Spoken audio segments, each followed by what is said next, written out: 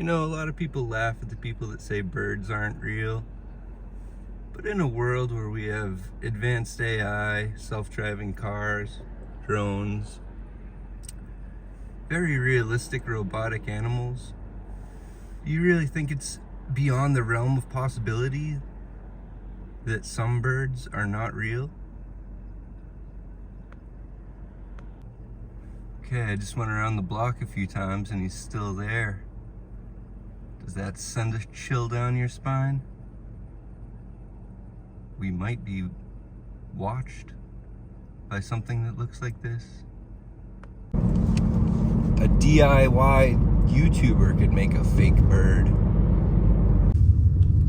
And now, my friends, we seek discovery together, hand in hand.